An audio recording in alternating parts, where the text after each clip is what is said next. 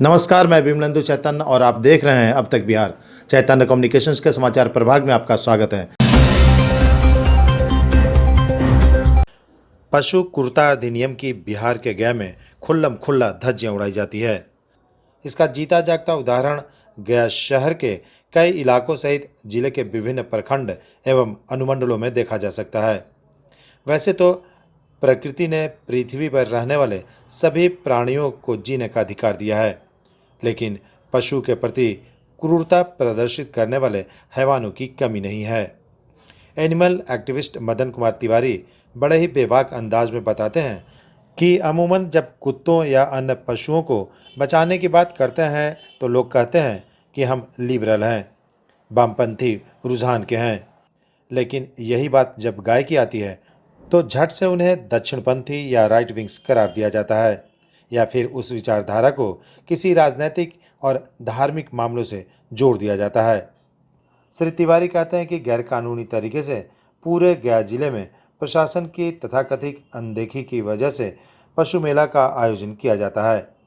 श्री तिवारी हाल की घटना का जिक्र करते हुए बताते हैं कि शेरघाटी के रमना मोहल्ले में गैरकानूनी तरीके से पशु मेला का आयोजन किया जाता है। वैसे तो श्री तिवारी की बात माने तो पूरे बिहार में गैरकानूनी तरीके से पशु मेला का आयोजन होता है, जिसमें बड़े बड़े पशु माफिया और सफ़ेद पोश शामिल होते हैं। औरंगाबाद के बारून में, गया जिला के चिरकी सहित गया शहर के कई इलाकों में पशुओं का अवैध व्यापार चलता है। श्री तिवारी ने पिछले दिनों का जिक्र करते हुए बताया कि दिल्ली की एनिमल एक्टिविस्ट श्रेया अग्रवाल, जो पेशे से एडवोकेट हैं, उनके अलावे केरल के एनिमल एक्टिविस्ट जोसिना एंथोनी और बंगाल के सुब्रतो दास की पूरी टीम इलीगल कैटल फेयर की जानकारी पर गया के जीटी रोड पर स्थित शेरघाटी और जिले के अन्य इलाकों में गैरकानूनी तरीके से पशु मेला लगने की सूचना पर गया के दौरे पर थे। जैसी उन्हें सूचना मिली थी, ठीक वैसी ही इनकी पूरी टीम को सामने माफियाओं के कैटल कंटेनर मिले, जिसकी तुरंत पुलिस को इसकी सूचना लोगों ने दी और पुलिस भी कैटल भरे वाहन को जब्त कर थाने ले गई। लेकिन इसके बाद पुलिस द्वारा गैरकानूनी तरीके से पशु मेला के आयोजन करने वाले लोगों पर कठोर कार्रवाई करने के बजाय आनाकानी करने में लग गए, जो यह साफ दर्शाता है कि अवैध रूप से पशु तस्करों की साठगांठ पुलिस से भी है। इस खबर में हम आपको सुनाएंगे कि पशु माफियाओं के पक्ष में कैसे पुलिस उदासीन है। देश के केरल, बंगाल और दिल्ली के पशु प्रेमियों के साथ किस तरीके से पुलिस पेश आ रही है, इसे देखकर आप भी शर्मिंदगी महसूस करेंगे। चलिए ज़्यादा न बताते हुए सीधे आपको लिए चलते हैं उन देश के आए एनिमल एक्टिविस्ट के पास, जिनके साथ पुलिस किस तरीके से पेश आ रही है। देश के कई भागों से आए एनिमल एक्टिविस्ट में महिलाएं भी शामिल थीं, जिन्हें पुलिस ने कई घंटों तक डिटेन किया और बरगलाते रहे तथा पशु माफियाओं के खिलाफ कार्रवाई करने के बजाय आनाकानी करते रहे। आपको काम नहीं करना, काम आपने नहीं करना, आप मुझे बिना आप पब्लिक सर्वेंट है या नहीं है? हम इलीगल एक minute illegal one second illegal अगर कुछ होगा, ये तो पब्लिक ऑफिस है ना, आपके प्राइवेट घर में नहीं घुसे हम तो बोले हम ट्रैवल करने आए। आप 5 बार एक ही सवाल पूछेंगे तो क्या करेंगे? हाँ, तो हम जब ट्रैवल करने आए, हमने यहाँ देखा रमना रोड पे बड़ा सा एक मेला लगा है। हमने पता किया, अब आप हमारे ऊपर आरोप लगा रहे हैं क्योंकि हमने आप चाहते हैं कि हम डर जाएं। हम डरेंगे नहीं, हमने बिल्कुल नहीं,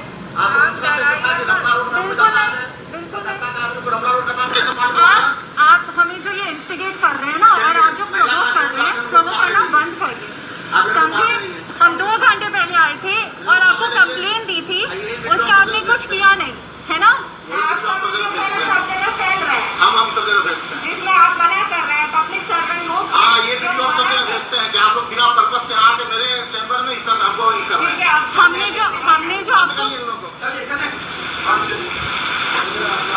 हमने जो आपको कंप्लेन दी, उसका तो आपने कुछ किया नहीं, और आप हमें कह रहे बाहर निकालिए। आप कौन होते हैं हमें बाहर निकालने वाले? पब्लिक ऑफिस है, और आप पब्लिक सर्वेंट हैं। देखिए, वस्तुतः जब हम कुत्तों को बचाते हैं या कोई अन्य जानवर को बचाते हैं तो लोग कहते हैं कि हम लोग लिबरल हैं, वामपंथी रुझान के हैं, बड़ा खुले और स्वतंत्र विचार के हैं। लेकिन जब मामला गाय का आता है तो झट से दक्षिणपंथी कह दिया जाता है। दक्षिणपंथी ने राइट विंग्स कह दिया जाता है और जोड़ दिया जाता है कि ये किसी न किसी पॉलिटिकल पार्टी से, रिलीजन से जोड़ दिया जाता है, जबकि ऐसा नहीं होना चाहिए। अभी देखिए, घटना हुई है कल 19 जुलाई की। आपको शेरघाटी में एक रमना मोहल्ला है जहाँ गैर कानूनी तरीके से पशु मेला लगता है। पशु मेला पूरे बिहार में गैर कानूनी तरीके से लगता है। बारून में लगता है, चेरकी में लगता है, औरंगाबाद में लगता है, सभी जगह लगता है गैर कानूनी तरीके से। वहाँ कुछ वॉलंटियर्स आए हुए थे, एनिमल एक्टिविस्ट आई हुई थी। एक श्रेया अग्रवाल थी जो एडवोकेट भी हैं दिल्ली की, ये एक वो आई हुई थी, और एक हमारी आई हुई थी आपको केरल की एक्टिविस्ट हैं हमारी, एक केरल की एक्टिविस्ट आई थी जोशीना एंथोनी। जोशीना एंथोनी केरल की एक्टिविस्ट आई हुई थी, और सुब्रतो दास बंगाल से आए हुए थे। तो पशु मेला इलीगल होता है, तो वहाँ इन लोग गए हुए थे। उन्होंने देखा बहुत सारी गाड़ियाँ लोड होकर के जा रही है जानवरों को, और इन लोगों ने वहाँ पुलिस को खबर किया, शेरघाटी के थाना इंचार्ज को। शेरघाटी के थाना इंचार्ज उल्टा इन्हीं लोगों को डराने लगा और धमकाने लगा, यहाँ तक कि वो बदतमीज़ की तरह उस महिला से पूछने लगा, जो एडवोकेट भी है, ये बात समझ लीजिए आप, वो एडवोकेट है महिला, उससे पूछ रहा है कि आप बंगाल से यहाँ क्यों आई। अजीब आश्चर्य की बात है भाई, कोई आदमी अगर कोई कर रहा है, जबकि ये संविधान के अनुसार, संविधान जो हमारा है ना देश का, संविधान का आर्टिकल्स है, आर्टिकल्स आपको 48 कहता है, जो स्टेट पॉलिसी है, कि ये सरकार की ड्यूटी है, सरकार की ड्यूटी है। आर्टिकल 48 कहता है कि सरकार की ड्यूटी है कि स्लॉटरिंग रोके गायों की, एकदम क्लियर कट उसमें लिखा हुआ है।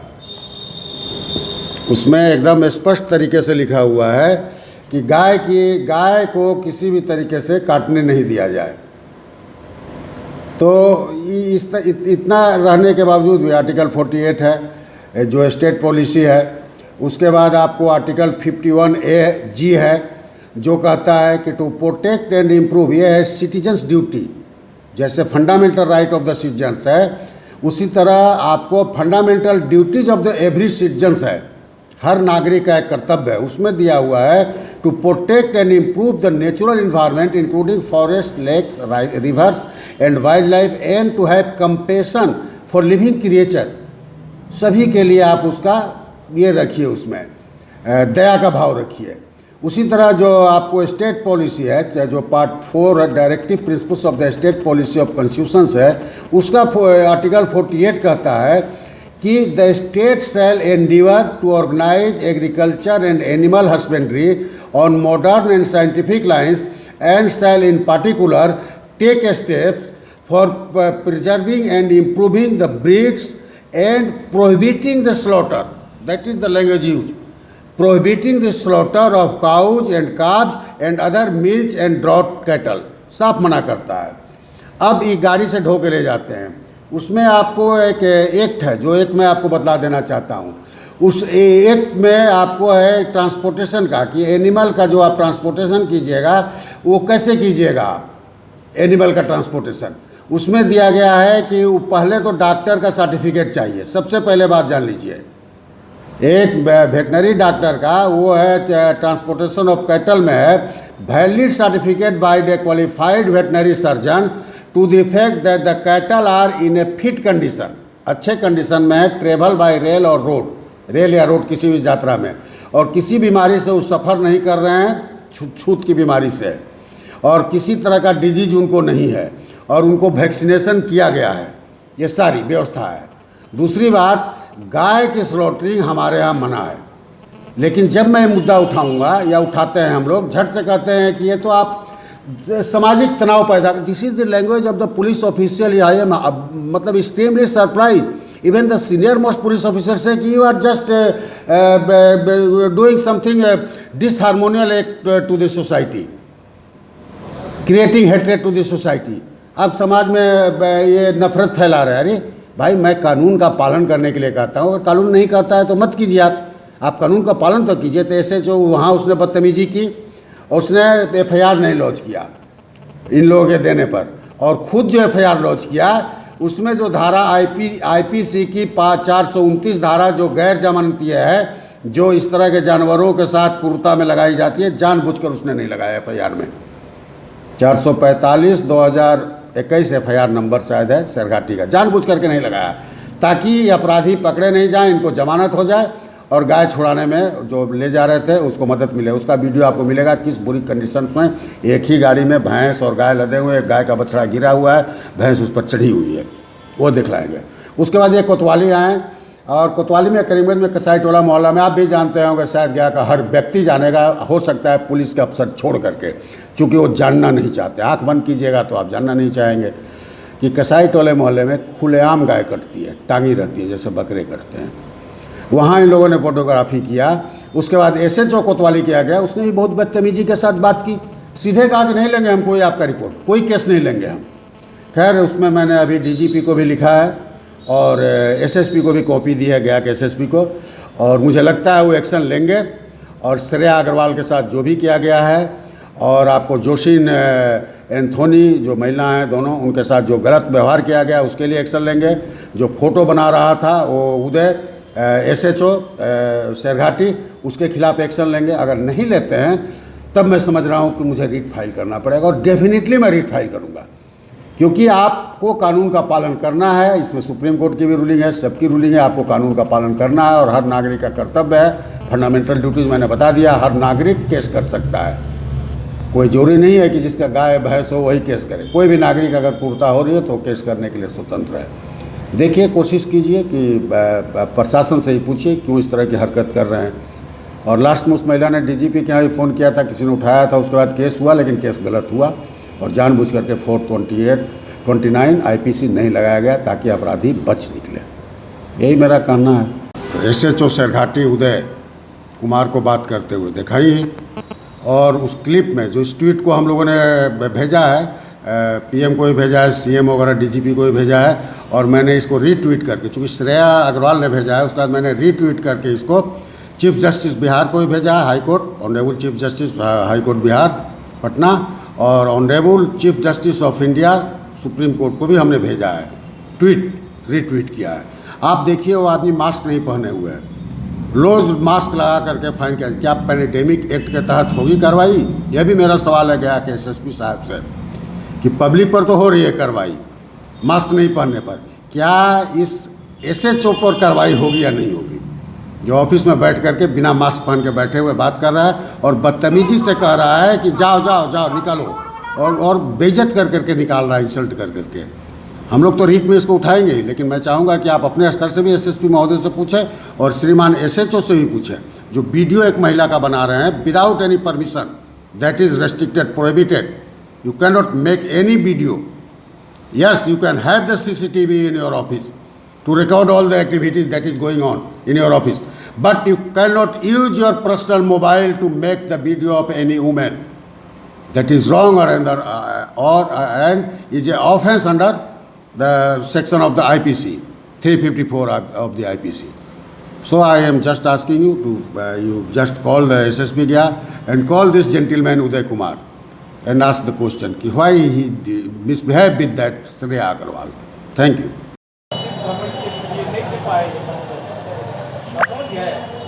हम चाहते हैं कि कीड़ी अपना पॉकेट में नहीं रखें, वो रसीद कटे और सरकार के खजाने में पड़ता है।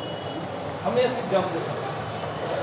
तो सर क्या कह रहे, कोई भी कंप्लेंट इधर लेते नहीं है क्या? नहीं, ये नहीं लेंगे, बोले कि SP साहब ऐसे कोई स्पेशल कंप्लेंट तो है नहीं, आपका एरिया ही है ना ये? यही बात तो नहीं, ये आपका एरिया में आता है ना? हम क्या आपके सामने हम गए, नहीं तो आप हमसे उनसे मिलवाइए। बात कर लीजिए। वो बात करने के लिए तैयार नहीं है, फोन कट कर दिया। चलिए, इससे अच्छा है तो SP से मिलना, इससे आसान हो जाता है। एक SHO से मिलना इतना मुश्किल हो जाता है ना, मिलने के लिए तैयार है ना फोन में बात करने के लिए तैयार है। हमारा नाम एडवोकेट श्रेया अग्रवाल है। हम 19 जुलाई के दिन जोशाइन एंटनी जो कि गौ ज्ञान फाउंडेशन से हैं, उनके साथ रमना रूट के रास्ते से जब गुज़र रहे थे तो हमने पास में एक पशु मेला लगा हुआ देखा, जहाँ पे 20 से 25 कुछ व्हीकल्स खड़े थे, जिनमें छोटी बड़ी हर प्रकार के गौवंश को वहाँ पे लाया जा रहा था उस मेले में अवैध तरीके से। और वहाँ से उनको फिर छोटे ही पिकअप्स में भर के लाद के बिना पानी चारे की व्यवस्था के, बिना किसी भी तरह के सर्टिफिकेट के या के कोई लाइसेंस के वहाँ से लेके जाया जा रहा था। हमने वहाँ से कुछ 3 पिकअप व्हीकल्स को देखा जो इस तरह से लेके जा रहे थे पशुओं को। तो हमने इसकी जो जानकारी है वो शेरघाटी SHO को देने की कोशिश की। तो हम उनके वहाँ जब पहुँचे तो हमने उनसे रिक्वेस्ट किया कि हमने इस तरह से देखा है, आपके थाने से कुछ 1.5-2 किलोमीटर की ही दूरी पे ये सब कुछ हो रहा है, तो आप कृपया करके कुछ एक्शन लें। तो उन्होंने हमें साफ इनकार कर दिया कि वो कुछ एक्शन नहीं लेंगे, ना ही वो हमें हमारी कंप्लेंट की, जो हम लिखित में उनको कंप्लेंट देना चाह रहे थे, ना वो उसकी कोई रिसीविंग देंगे।